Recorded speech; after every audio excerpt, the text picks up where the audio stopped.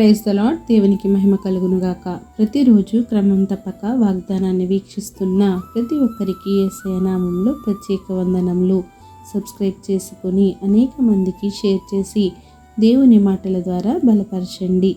ఈ దినమునకై ఏర్పాటు చేయబడిన దేవుని వాగ్దానము మత్తయి సువార్త 13వ అధ్యాయము 28వ వచనము.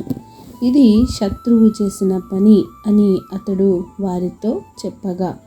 శత్రువు చేసే పనులు ఎలా ఉంటాయి అంటే, ఎవరైతే విశ్వాసంగా దేవునిలో ఎదుగుతూ ఉంటారో వారి మధ్యలోనే ఉంటూ వారి విశ్వాస జీవితాన్ని పాడు చేయాలని చూస్తూ ఉంటాడు. ఒకనాడు యేసయ్య గారు తన శిష్యులతో ఒక ఉపమానం ఇలా చెప్పసాగారు. పరలోక రాజ్యం తన పొలంలో మంచి విత్తనాలు విత్తిన ఒక మనుషుని పోలి ఉన్నది. మనుషులు నిద్రపోతుండగా అతని శత్రువు వచ్చి గోధుమల మధ్యన గురుగులు విత్తి వెళ్ళిపోయాడు. మొలకలు పెరిగి గింజ పట్టినప్పుడు గురుగులు కూడా కనబడ్డాయి. అప్పుడు యజమాని యొద్దకు దాసులు వచ్చి, అయ్యా, నీవు నీ పొలములో విత్తినది మంచి విత్తనాలే కదా, అందులో గురుగులు ఎక్కడ నుండి వచ్చాయి అని అడిగిరి. దానికి, ఇది శత్రువు చేసిన పని.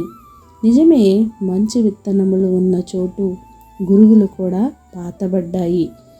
సాతాను విశ్వాసుల మధ్యలో అవిశ్వాసులను చేర్చి ఎదగనిస్తాడు.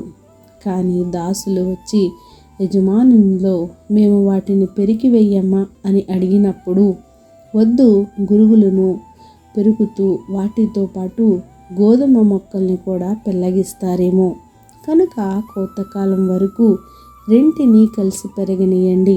కోతకాలంలో కోత కోసే వాళ్లతో గురుగుల్ని ముందుగా పోగు చేసి వాటిని కాల్చివేయడానికి కట్టలు కట్టండి, గోధుమలను నా కొట్టులో చేర్చండి అని చెబుతాను. కనుక ఆ రెండిని పెరగనీయుడి అని వారితో చెప్పెను.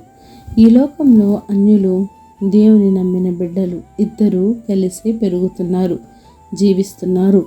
అంతమ వరకు వారు తమ విశ్వాసాన్ని కాపాడుకుంటూ కోతకాలంలో గోధుమ గింజ వలె గట్టిగా ఉండాలి. ప్రతి శోధనలో, సమస్యలో పోరాడి గెలిచి జీవించాలి. చూడటానికి గోధుమలు, గురుగులు ఒక్కటిలాగే ఉన్నా వాటిలో వ్యత్యాసం ఉన్నట్లే విశ్వాసులకు, అవిశ్వాసులకు వ్యత్యాసం కనపరచాలి. విశ్వాసులకు, అవిశ్వాసులకు జోడు ఎక్కడిది? వారికి సాంగత్యం ఎక్కడిది? గురుగుల నుండి గోధుమలను ఎలా ప్రత్యేకింపబడతాయో అలానే నీవు అవిశ్వాసుల మధ్యన వేరుపరచబడి ప్రభువుకు మహిమకరంగా ఉందువుగాక. ఆమేన్. చిన్ని ప్రార్థన. మమ్మల్ని అతిమికిలిగా ప్రేమించిన మా ప్రియ పరలోకపు తండ్రి, మీరిచ్చిన వాగ్దానములకే వందనాలు దేవా.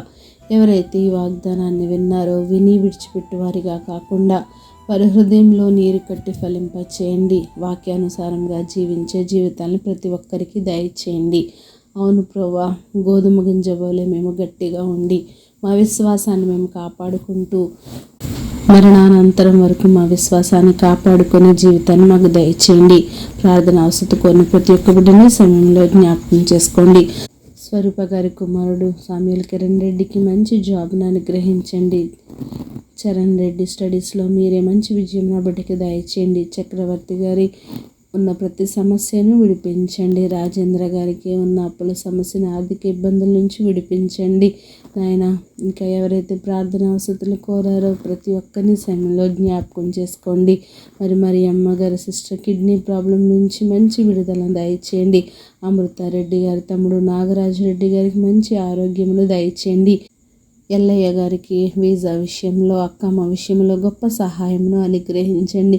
ఇంకా ఎవరైతే ప్రార్థన అవసరాలు కోరారో ప్రతి ఒక్కరిని సమయంలో జ్ఞాపకం చేసుకొని మీ నిండైన మెండైన దీవెనలు ప్రతి ఒక్కరిపై ఉంచి సమస్త ఘనత, మహిమ, ప్రభావములు మీరు ఆరోపించుకుంటారని యేసుక్రీస్తు పరిశుద్ధ నామమున ప్రార్థించి వేడుకొంచున్నాను మా తండ్రి. ఆమేన్. God bless you all.